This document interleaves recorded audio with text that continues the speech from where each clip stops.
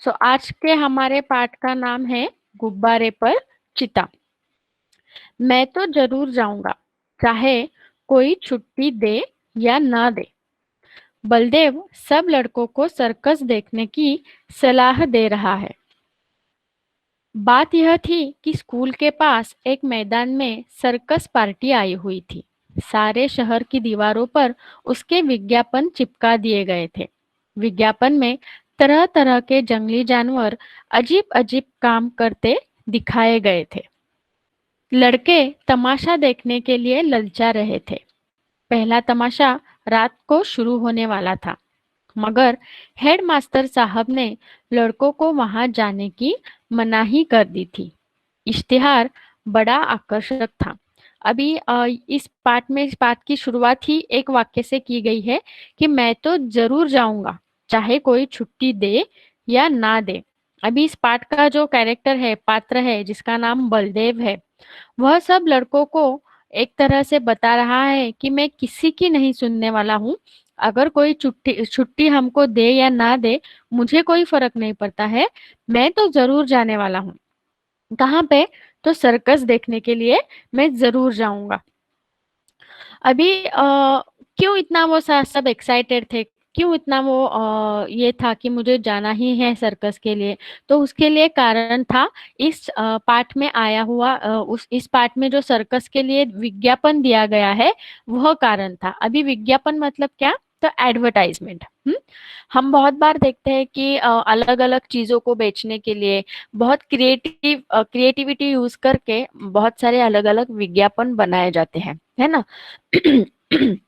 उन विज्ञापनों का मतलब ही यही होता है कि कस्टमर्स जो रहते हैं, ग्राहक जो रहते हैं, उनको अपनी ओर खींचे और वो जो चीज वो बेच रहे हैं उनका इस्तेमाल, उनको वो अच्छे से ग्राहक को बेच पाए। अभी जितना अच्छा इश्तिहार होगा उतने ज्यादा लोग सर्कस देखने के लिए आ पाएंगे, है ना? तो इसलिए वह विज्ञापन जो था वो पूरे शहर के दीवारों पर चिपका दिया गया था। क्यों? ताकि सब लोग, जो कोई भी लोग उस रास्ते से गुजरे, सारे शहर में, शहर वालों को वो पता चल जाए कि शहर में क्या आया हुआ है, सर्कस आई हुई है। अब विज्ञापन में क्या दिखाया? तो विज्ञापन में तरह तरह के जंगली जानवर अजीब अजीब काम करते दिखाए गए हैं। अब जब हम जू में जाते हैं या स्नेक पार्क में जाते हैं जो कात्रज में है, तो हमको कितना अलग लगता है, क्योंकि रोजमर्रा की जिंदगी में हम सांप देखते हैं नहीं। लेकिन कभी कभी हम उनको देखने के लिए जाते हैं तो हमको अच्छा लगता है, हमको एक अलग तरह से एक्साइटमेंट रहती है, उनके बारे में ज्यादा जानने की उत्सुकता रहती है। तो इसी तरह अगर विज्ञापन में दिखाया गया हो कि जो जंगली जानवर है जो आमतौर पर हम नहीं देख पाते हैं, वो कुछ अलग अलग करतब कर रहे हैं। करतब करना मतलब कुछ अलग चीजें करना जो आम प्राणी जो है वो नहीं कर सकते हैं। तो ऐसे अजीब अजीब करतब करने वाले प्राणियों को कौन नहीं देखना चाहेगा? तो इस तरह से उसकी फोटो निकालकर शहर भर में चिपका दिया गया था, ताकि लोग ज्यादा से ज्यादा आ पाए और ज्यादा से ज्यादा उनको देख पाए। लड़के तमाशा देखने के लिए ललचा रहे थे। ललचाना मतलब क्या? ललचाना मतलब उनको जाना था वहां पे। वो उनको बहुत ये हो रहा था कि कब मैं वहां पे जाऊं और कब मैं वो सर्कस देखूं। तो इसका मतलब है ललचाना। तो जो पहले तमाशा रात को शुरू होने वाला था, मगर हेडमास्टर साहब ने लड़कों को वहां जाने की मनाही कर दी थी। अभी पहला तमाशा मतलब पहला जो शो है ना, जैसे फिल्म्स के शोज रहते हैं, सुबह का, दोपहर का, शाम का। तो उसका सर्कस का जो पहला शो है वो कब शुरू होने वाला था? तो रात को शुरू होने वाला था। मगर हेडमास्टर साहब ने क्या किया था? हेडमास्टर साहब ने उनको मनाही कर दी थी वहां जाने के लिए।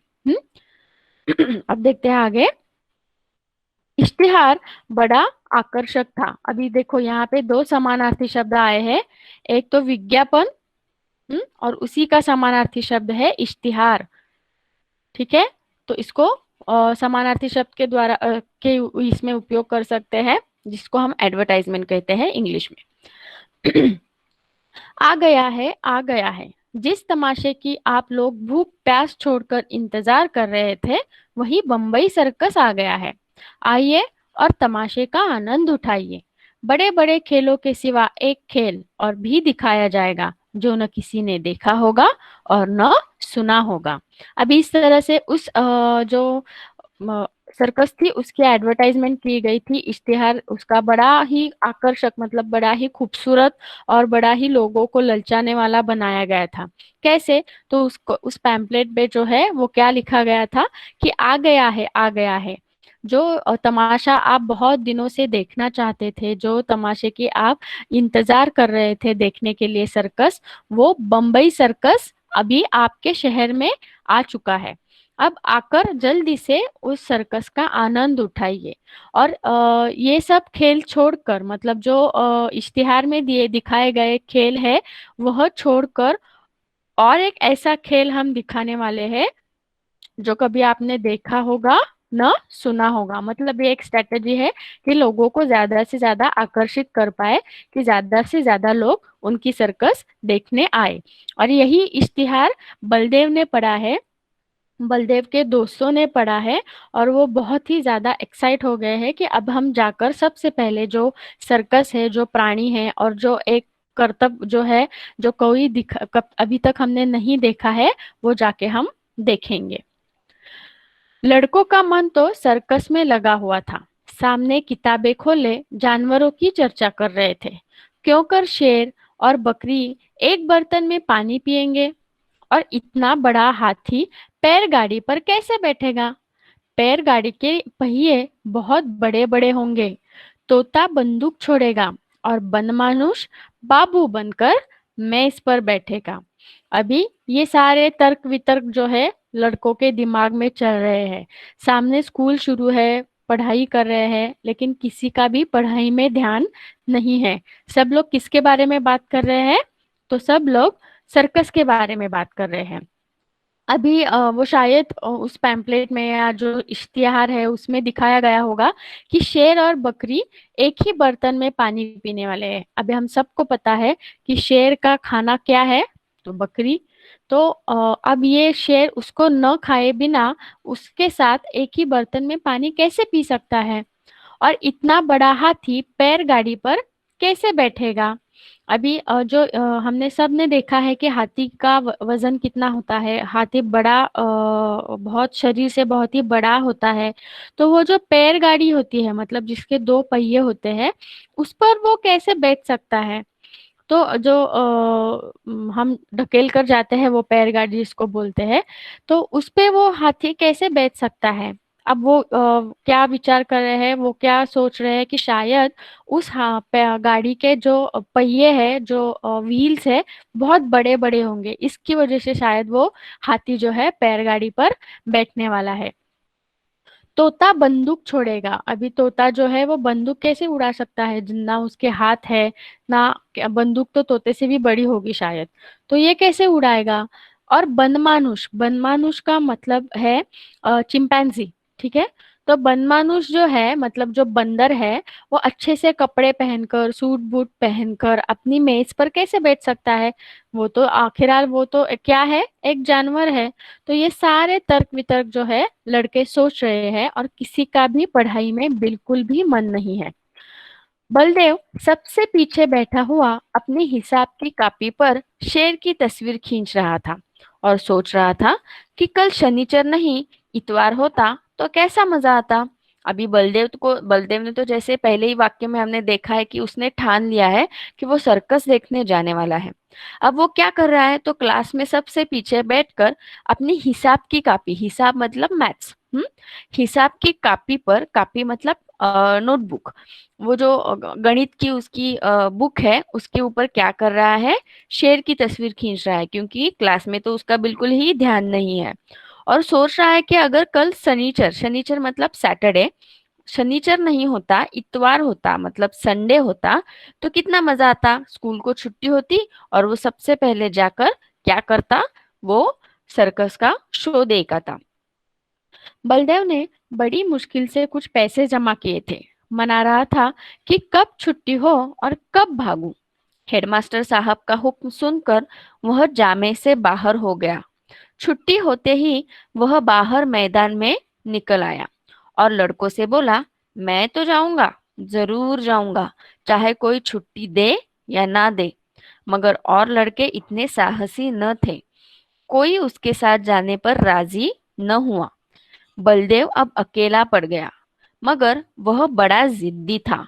अब ये सारा जो बलदेव जिसके लिए कर रहा है, हमने देखा कि बलदेव बहुत ही ज्यादा जिद्दी लड़का है। उसने ठान लिया है कि वो सर्कस देखने के लिए जाकर ही मानेगा। तो उसके लिए उसने तैयारी भी शुरू कर दी थी। कैसी तैयारी? तो उसने थोड़े थोड़े पैसे जमा करने शुरू कर दिए थे। किस लिए? सर्कस की टिकट खरीदने के लिए। अब जो हेडमास्टर ने उनको बोल दिया है, एक इंस्ट्रक्शन दे दी है कि कोई भी सर्कस देखने के लिए नहीं जाएगा। लेकिन उसने जैसे ही हेडमास्टर साहब का हुक्म, हुक्म मतलब आदेश, सुना, और वो जामे से बाहर हो गया। जामे से मतलब जो ग्रुप है लड़कों का, उसमें से वो बाहर हो गया।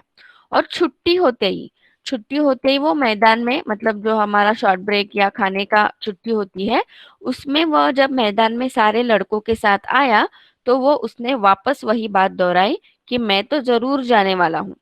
लेकिन सारे लड़के जो थे, वो अपने हेडमास्टर साहब, हेडमास्टर मतलब प्रिंसिपल, उनसे शायद डरते थे, या शायद उनका कहना मानना मानना उनको ज्यादा ये आसान था, ताकि उनका हुक्म तोड़कर बलदेव के साथ सर्कस देखना। तो वो इतना उनमें साहस नहीं था, इसलिए कोई बलदेव के साथ वहां पर जाने के लिए राजी नहीं हुआ। लेकिन बलदेव फिर भी नहीं माना। वो बहुत ही जिद्दी था। अगर कोई आम लड़का होता तो शायद सोचता कि अरे, कोई भी नहीं आ रहा है, मैं अकेला कैसे जाऊंगा। लेकिन बलदेव ने ये कुछ नहीं सोचा, और वो क्या किया, अकेला ही बाहर पड़ गया। अब देखो यहाँ पे सर्कस का थोड़ा विज्ञापन के बारे में देखो, यहाँ पे दिखाई दिया है इश्तिहार कि कैसे अलग अलग जोकर है यहाँ पे। और वो सब लड़के जो है वो इश्तिहार देख रहे हैं, और उनके चेहरे पे कितनी सारी खुशी और एक्साइटमेंट है। दिल में जो बात बैठ जाती उसे पूरा करके ही छोड़ता था। अब बलदेव जो था वो बहुत ही जिद्दी था। उसके मन में जो कोई भी बात आती थी, वो उसको ठान लेता था और उसको पूरा ही करके मानता था। शनिचर को और लड़के तो मास्टर के साथ गेंद खेलने के लिए चले गए।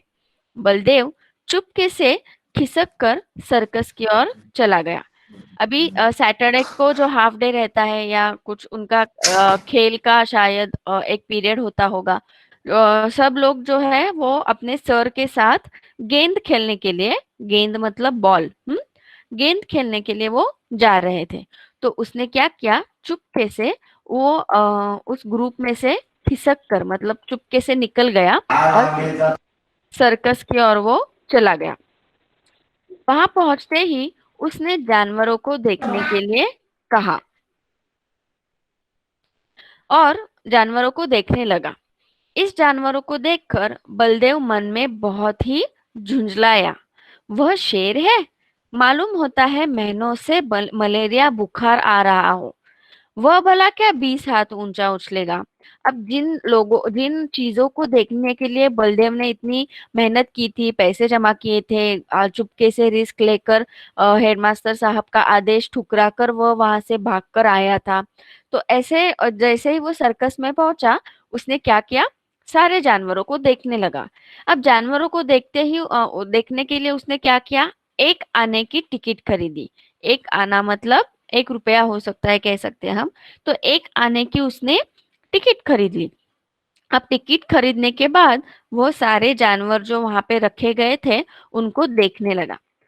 इन जानवरों को देखकर बलदेव बहुत ही मन में झुंझलाया, मतलब उसको बहुत ही बुरा लगा, गुस्सा आया उसको कि ये क्या प्राणी है। ऐसे कैसा शेर है जो बहुत ही बीमार लग रहा है, जैसे कि उसको महीनों से वो मलेरिया बुखार के चलते बहुत ही वीक हो गया है, क्रुश हो गया है।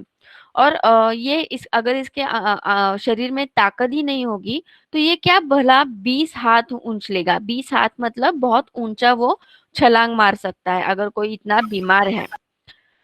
और ये सुंदरवन का बाग है। अभी सुंदरवन एक जगह है, ठीक है, वहां का बाग है। शायद इश्तिहार में बोला गया होगा कि वहां से ये बाग जो है वो लाया गया है। बाग मतलब शेर। तो ये जो बाग है, जैसे किसी ने इनका इसका खून चूस लिया हो। मतलब ये जो प्राणी है सारे, ये बहुत ही वीक है, बहुत ही इनकी हालत जो है खराब है। और किसी भी तरह से ये प्राणी बिल्कुल भी अच्छी हालत में नहीं दिख रहे हैं। तो ये क्या सर्कस कर पाएंगे। जैसे किसी ने इनका खून चूस लिया हो, मुर्दे की तरह पड़ा है। वाह रे भालू, यह भालू है या सुअर। सुअर मतलब पिग। हाँ, तो भालू जो है वो इतना छोटा हो गया है कि जैसे सुअर जैसे लग रहा है, और वह भी काना। जैसे मौत के चंगुल से उसको जैसे मौत के चंगुल से वह निकल भागा हो। अलबत्ता चीता कुछ जानदार है, और एक 3 टांग का कुत्ता भी है। अब ये भालू जो है वो बहुत ही खराब हालात में है। साथ ही साथ जो चीता है वो थोड़ा बहुत सारे प्राणियों में से थोड़ा अच्छा लग रहा है। चीता मतलब लेपर्ड। चीता थोड़ा सा ओके लग रहा है। और वहां पे एक कुत्ता भी है जिसको सिर्फ 3 टांगे हैं। ठीक है। और काना यहाँ का मतलब है एक आंख न होना। हम्म। बहरा मतलब कानों से बहरा, और काना मतलब जिसकी एक ही आंख है। एक आंख से वह अंधा है। अलबत्ता चीता कुछ जानदार है, और एक 3 टांग का कुत्ता भी है। यह कहकर बड़े जोर से हंसा। उसकी एक टांग किसने काट ली। दुम कटे कुत्ते तो देखे थे, पैर कटा कुत्ता आज ही देखा। और यह दौड़ेगा कैसे। अभी ये जो कुत्ते के बारे में बोला है, वो बोल रहा है कि मैंने जिसकी दुम नहीं होती है, दुम कटा मतलब जिसकी दुम काट दी गई है, ऐसा कुत्ता तो मैंने देखा है। लेकिन किसी का पैर काट दिया है ऐसा कुत्ता मैंने पहली बार ही देखा है। उसे अफसोस हुआ कि गेंद छोड़कर यहाँ नाहक आया। अभी उसको बहुत बुरा लगने लगा कि मैं खामखा इतने पैसे जमा करके यहाँ पे आया, जो गेंद का खेल होने वाला था वह भी नहीं खेल पाया। और नाहक मतलब खामखा, बेकार में, बेकार में यहाँ चला आया। एक आने पैसे भी गए। अभी उसको बहुत बुरा लग रहा है कि मैं इन सारे वीक जानवरों को देखने के लिए मैंने अपने जमा किए हुए पैसे खर्च कर दिए। एक आना उस टिकट का मोल था, उस टिकट का प्राइस था। ठीक है। इतने में एक बड़ा भारी गुब्बारा दिखाई दिया। गुब्बारा मतलब बलून। ठीक है। गुब्बारा दिखाई दिया। उसके पास एक आदमी खड़ा चिल्ला रहा था, आओ चलो आओ, 4 आने में आसमान की सैर करो। अभी जैसे सर्कस है वहां पे हमको पता है कि बाहर की तरफ बहुत सारे खेल होते हैं, बहुत सारे खाने पीने की चीजें रखी जाती है, मनोरंजन करने के लिए कुछ अनेक प्रकार के खेल दिखाई जाते हैं। तो ऐसे ही बलदेव का ध्यान जो है वो किस तरफ चला गया, एक आदमी की तरफ चला गया, जो बहुत ही बड़ा गुब्बारा जो था उसके पीछे साइड पे वो खड़ा था, और चिल्ला रहा था कि आपको अगर इस गुब्बारे की सैर करनी है तो 4 आने में इसकी सैर आप कर सकते हो। 4 आने मतलब यहाँ पे 25 पैसे हो सकता है। 25 पैसे में आप जो है उस गुब्बारे में बैठकर सैर कर सकते हो। अभी वह उसी तरफ देख रहा था कि अचानक शोर सुनकर वह चौंक पड़ा। पीछे फिरकर देखा तो मारे डर के उसका दिल कांप उठा। वही चीता न जाने किस तरह पिंजरे से निकलकर उसी की तरफ दौड़ा चला आ रहा था। बलदेव जान लेकर भागा। अभी क्या हुआ कि वो उसी तरफ जस्ट इसने मुड़ के देखा, जस्ट उसने टर्न किया उस गुब्बारे वाले की तरफ, तो अचानक उसको एक तरह का शोर सुनाई देने लगा। सब लोग चिल्ला रहे थे, सब लोग आवाज कर रहे थे। तो जब वो शोर सुनकर वो उनकी तरफ मुड़ा, और मुड़ते ही उसने क्या देखा कि डर के मारे उसका दिल कांपने लगा। मतलब जैसे ही वो मुड़ा, क्यों लोग चिल्ला रहे हैं ये देखने के लिए वो मुड़ गया, तो उसका और ज्यादा डर के हालत खराब हो गई। दिल कांप उठना मतलब डर जाना। ठीक है। दिल कांप उठना मतलब डर जाना, बहुत डर लगना। ये मुहावरा हो सकता है। ठीक है। जिसको हम मराठी में जैसे कहते हैं वाक्यात उपयोग करा, तो इसी तरह से इन शब्दों का उपयोग करके हम अपने मन से वाक्य बना सकते हैं। तो दिल कांपना मतलब डर जाना, बहुत ज्यादा डर लगना। वही चीता न जाने किस तरह पिंजरे से निकलकर उसी तरफ दौड़ा चला आ रहा था। अभी थोड़ी देर पहले ही जिस चीते के बारे में बलदेव बात कर रहा था, वो कह रहा था कि इस चीते में थोड़ी जान लग रही है, बाकी जानवरों से ज्यादा वो अच्छा लग रहा है, ठीक ठाक लग रहा है। तो वही चीता न जाने कैसे पिंजरा तोड़कर भाग आया है। और वो किस तरफ आ रहा है, तो बलदेव जिस दिशा में खड़ा है उसी तरफ वो दौड़ के चला आ रहा है। अब जैसे ही बलदेव ने वह देखा कि एक मेरी तरफ एक चीता दौड़ के आ रहा है, तो वो अपनी जान लेकर भागा। जान लेकर भागना मतलब बहुत जोर से भागना, ठीक है। जान लेकर भागना, मराठीमध्ये आपण जसं म्हणतो की प्राण मुठीत घेऊन पळालो, म्हणजे काय, तर जितना हो सके उतना तेज वहां से वो भागना शुरू किया उसने। इतने में एक और तमाशा हुआ। तमाशा हुआ मतलब और एक वहां पे सीन हुआ, और एक वहां पे एक गड़बड़ हो गई, और एक वहां पे एक ऐसी सिचुएशन आ गई। इधर से चीता गुब्बारे की तरफ दौड़ा। जो आदमी गुब्बारे की रस्सी पकड़े हुए था, वह चीते को अपनी तरफ आता देखकर बेतहाशा भागा। बलदेव को और कुछ न सूझा, तो वह झट से गुब्बारे पर चढ़ गया। अभी जो चीता था वो बंद था बहुत दिनों से पिंजरे में। तो जैसे ही उसको मौका मिला, वो पिंजरे से बाहर आ गया। और बाहर आने के बाद जिस दिशा में उसको नजर आ रहा था, उस दिशा में वह भागने लगा था। तो उसी अफरा तफरी में वो जो चीता था, वो उस आदमी की तरफ दौड़ा जहां पे वो गुब्बारे वाला इंसान खड़ा था। अब ये जो गुब्बारा है वो अपने छोटे छोटे गुब्बारों जैसा गुब्बारा नहीं है, जिसको हम हॉट एयर बलून कहते हैं। उस तरह का यह गुब्बारा है जिसके अंदर बैठकर हम सैर कर सकते हैं, है ना। तो वो हॉट एयर बलून की जो रस्सी थी, वो वो आदमी अपने हाथों में लिए खड़ा था और लोगों को बुला रहा था कि आओ इसमें सैर करो, 25 पैसे में देकर इसमें सैर करो। लेकिन अब वो जब चीता उसकी तरफ दौड़ रहा है, आ रहा है, यह उसने देखा तो क्या किया, जाहिर है वो बहुत डर गया। और उसने अपने हाथों की रस्सी जो है वो छोड़ दी, गुब्बारे की रस्सी। और वो भी क्या हुआ, बेतहाशा भागा। बेतहाशा मतलब बहुत जोर से वहां से भाग खड़ा हुआ। बलदेव को और कुछ न सूझा, तो वह झट से गुब्बारे पर चढ़ गया। चीता भी शायद उसे पकड़ने के लिए कूदकर गुब्बारे पर जा पहुंचा। गुब्बारे की रस्सी छोड़कर तो वह आदमी पहले ही भाग गया था। वह गुब्बारा उड़ने के लिए बिल्कुल तैयार था। रस्सी छूटते ही वह ऊपर उठा। बलदेव और चीता दोनों ऊपर उड़ गए। बात की बात में गुब्बारा ताड़ के बराबर जा पहुंचा। अभी ये सब हुआ, उसके बाद बलदेव जो है वो डर के मारे उसने सोचा होगा कि शायद मैं गुब्बारे पर जाकर गुब्बारे के अंदर जा जा बैठूंगा तो शायद बच जाऊंगा। लेकिन जो चीता है वो भी उसी दिशा में भाग रहा था। और जैसे ही बलदेव गुब्बारे के अंदर चढ़ा, चीता ने भी क्या किया, उसी गुब्बारे पर छलांग लगा दी और वो भी उस गुब्बारे पर जा पहुंचा। अब पहले से तो वो गुब्बारा वाला जो इंसान था, वो तो पहले से ही अपनी रस्सी छोड़कर भाग चुका था। तो अब वो गुब्बारा धीरे धीरे जो है ऊपर हवा में उठने लगा था। वो ऊपर जाने के लिए बिल्कुल तैयार था। अब जो ये सब हो रहा था, तो गुब्बारा में बलदेव और चीता दोनों मौजूद थे। और वो गुब्बारा जो है ऊपर हवा के जैसे ऊपर उड़ने लगा था।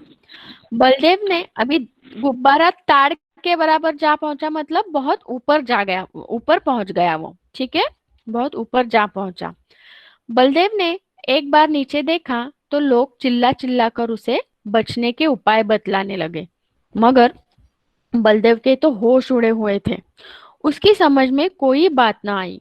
जो जो गुब्बारा ऊपर उठता जाता था, चीते की जान निकली जाती थी। जैसे जैसे वो गुब्बारा ऊपर जा रहा था, तो नीचे वाले जो लोग हैं वो बलदेव को, यस, बलदेव को जो है वो अलग अलग चीजें बताने लगे, अलग अलग उपाय सुझाने लगे कि तुम ये करो, वहां से कूद जाओ, वहां ये करो वैसे करो। लेकिन ये मुमकिन नहीं था, क्योंकि बलदेव बहुत ही डरा हुआ था। गुब्बारा हवा में था और सामने कौन खड़ा था, चीता खड़ा था। तो सोचो बलदेव की क्या हालत हुई होगी। और ये जो लोग जब उसको उपाय बताने लगे थे कि तुम ये करो वो करो, तो बलदेव का ऊपर बिल्कुल भी उन पर ध्यान नहीं था। क्यों? क्योंकि उसके होश उड़े हुए थे। मतलब वो उसका सारा जो ध्यान था वो पूरा चीता पर था, और उसकी वजह से वो बहुत डरा हुआ था।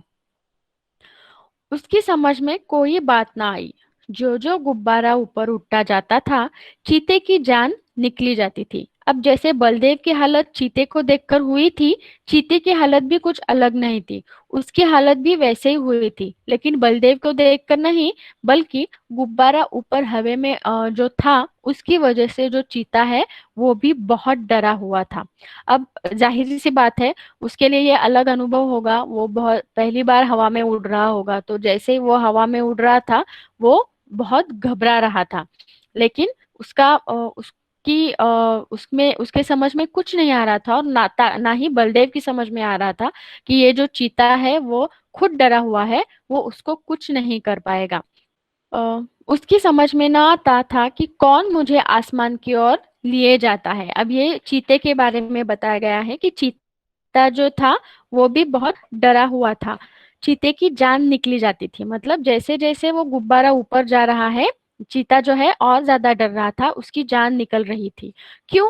क्योंकि उसको समझ में नहीं आ रहा था कि कौन है जो उसको आसमान में लेके जा रहा है। वो तो वहीं पे खड़ा है, लेकिन वो ऊपर कैसे जा रहा है, यह बात उसको समझ में नहीं आ रही थी। वह चाहता तो बड़ी आसानी से बलदेव को चट कर जाता। चट करना मतलब खा जाना। अब जो नॉर्मल ये जो लेपर्ड और शेर और बाघ रहते हैं, वो तो इंसान और जो कोई प्राणी होता है उनको खाने में उनको बड़ा मजा आता है। तो अगर सिचुएशन थोड़ी अलग होती, तो बलदेव अब तक चीता का खाना बन चुका होता था। लेकिन तो वह बड़ी आसानी से बलदेव को चट कर जाता। मगर उसे अपनी ही जान की फिक्र पड़ी हुई थी। और जैसे ही जो गुब्बारा में चीता और बलदेव जैसे ही ऊपर उठते चले गए, लोग जो नीचे खड़े हुए थे, जो उसको देख रहे थे, वो उनको बार बार चिल्लाकर बता रहे थे कि तुम कुछ ये करो तो तुम्हारी अपनी जान बच जाएगी, चीते को ये करो वो करो, कुछ ना कुछ उपाय वो बता रहे थे। लेकिन बलदेव बिल्कुल भी उनकी तरफ ध्यान नहीं दे रहा था। क्यों? क्योंकि सामने चीता खड़ा था, वो और दोनों एक ही गुब्बारे में थे। तो बलदेव जो था वो बड़ा डरा हुआ था। लेकिन चीते की हालत भी वैसी ही थी, क्योंकि चीते को समझ में नहीं आ रहा था कि मैं तो एक जगह पे खड़ा हूँ, लेकिन मैं ऊपर कैसे उठ रहा हूँ। उसको समझ में नहीं आ रहा था कि उसको ऊपर कौन लेके जा रहा है। तो बलदेव को खाना उसके लिए अभी मायने नहीं रख रहा था। उसकी जान बचा, उसको खुद को बचना बहुत आसान लग रहा था। बहुत उसको वो अपनी जान बचानी थी, इसलिए वो भी खुद डरा हुआ था। अगर नॉर्मल सिचुएशन होती तो अब तक शायद बलदेव जो है वो चीते का खाना बन चुका होता। मगर उसे अपनी ही जान की फिक्र पड़ी हुई थी। चीता खुद की जान के बारे में ही अभी सोच रहा था कि मैं ऊपर जो उठ रहा हूँ, मैं नीचे कैसे जाऊंगा। वो सारा चीतापन भूल गया था। चीतापन भूलना मतलब जो चीते की जो फेरिशियस रहते हैं, वो बहुत एंग्री रहते हैं, बहुत जोर से सामने वाले की शिकार करते हैं। तो ये जो उसके सारे गुण हैं, वो सारे वो भूल गया था।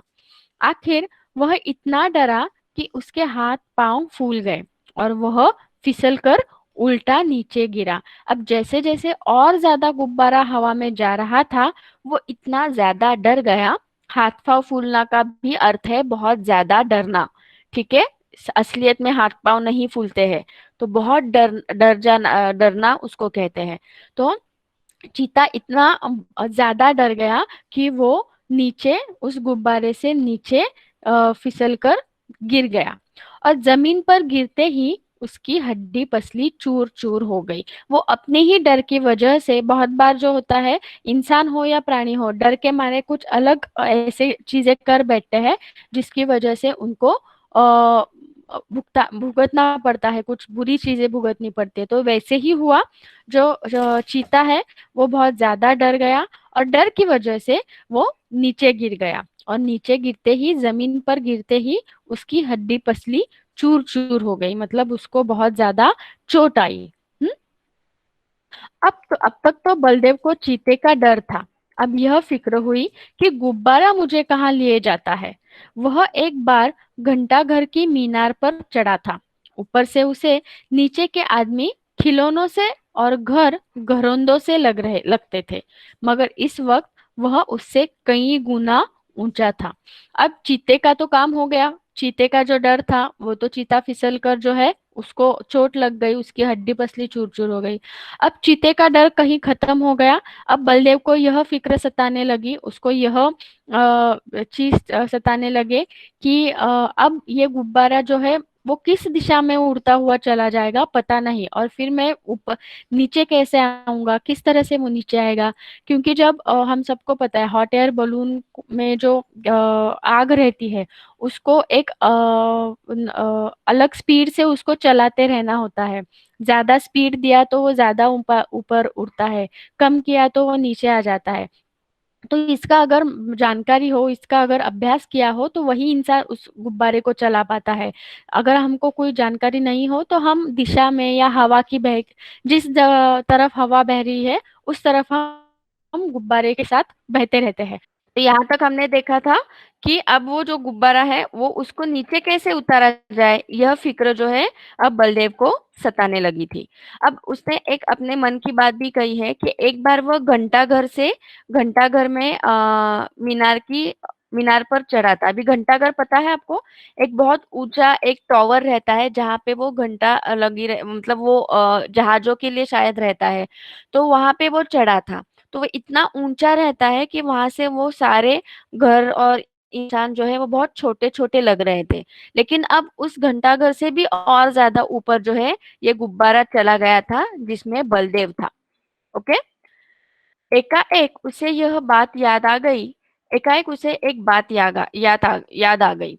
उसने किसी किताब में पढ़ा था कि गुब्बारे का मुंह खोल देने से गैस निकल जाती है और गुब्बारा नीचे उतर आता है। अभी यहाँ पे थोड़ा सा साइंस के बारे में उसको थोड़ा सा पता था, शायद उसने कहीं पे पढ़ा था कि हम जब छोटा गुब्बारा लेते हैं उसमें अगर हवा भर दे और उसका मुंह अगर हम खोल दे तो क्या होता है, वो गुब्बारा जो है नीचे से जल्दी से नीचे चला आता है, क्योंकि वो जो हवा होती है वो उसमें से निकल आती है। तो यह बात उसको एकदम से अचानक याद आ गई। तो अभी उसने क्या किया, मगर उसे यह न मालूम था कि मुंह बहुत धीरे धीरे खोलना चाहिए। ये बिल्कुल बात है, अब आप लोगों ने भी देखा होगा कि गुब्बारे का मुंह एकदम से हम खोल दे तो क्या होता है, एक आवाज आती है और वो गुब्बारा जो है वो एकदम से उड़ जाता है, हमारे हाथ से फिसल जाता है। तो ये बात वो उसको मालूम नहीं थी। तो कि अगर हम धीरे धीरे उसमें से हवा निकाले तो वो गुब्बारा हमारे हाथ में रह सकता है। उसने एकदम उसका मुंह खोल दिया और गुब्बारा बड़े जोर से गिरने लगा। यही बात हुई, जैसे ही उसमें से हवा निकल गई क्या हुआ, वो गुब्बारा बड़े जोर से एकदम स्पीड से नीचे आने लगा। जब वह जमीन से थोड़ी ऊंचाई पर आ गया तो उसने नीचे की तरफ देखा। दरिया बह रहा था। फिर तो वह रस्सी छोड़कर दरिया में कूद पड़ा और निकल निकल आया। अब उसकी नसीब बोलो, नसीब अच्छा था या उसका प्रेजेंस ऑफ माइंड अच्छा था कि जैसे ही उसने वो गुब्बारा जोर से नीचे आते हुए उसको महसूस हुआ, अगर वो जमीन से टकराता तो बलदेव को बहुत ज्यादा चोट आ जाती। लेकिन जैसे ही उसको लग रहा था कि ये अब गुब्बारा जो है बड़ी जोर से नीचे आ रहा है, तो उसने झट से नीचे देखा तो उसको एक नदी दिखाई दी, एक दरिया दिखाई दिया। तो वो झट से उसमें कूद पड़ा। अब हम सबको पता है कि पानी में अगर हम ऊंचाई से ठीक तरह से कूद जाएंगे तो हमको चोट कम लगती है, हमारे बचने के चांसेस ज्यादा होते हैं।